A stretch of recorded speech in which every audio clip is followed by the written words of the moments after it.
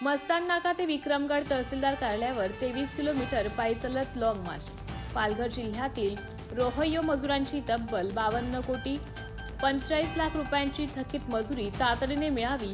विश्वासू भावांच्या बहुउद्देशीय हॉलला तातडीने घरपट्टी आकारणी करावी। बोगस मास्टर काढून भ्रष्टाचार करणारे रोजगार सेवकावर तातडीने कारवाई करा। घरकुल धारकांचे थकीत हप्ते तातडीने द्या। प्रत्येक गरजू आदिवासींना अंत्योदय योजनेप्रमाणे 35 किलो धान्य द्यावे। अपठी बुद्रुक चिचघर जलजीवन योजनेत भ्रष्टाचार करणारे विरुद्ध तातडीने गुन्हा दाखल करा। प्रलंबित वनदावे तातडीने नावी करा। तालुक्यातील दुबारा शेताच्या शेतमालाला उदाहरण गवार, चवळी, भेंडी, मिरची इत्यादी योग्य भाव मिळालेच पाहिजे। विविध प्रकल्पाने बाधित शेतकऱ्यांना आधी योग्य मोबदला द्या, मगच काम चालू करा। शेतीवर दादागिरी करणे बंद करा।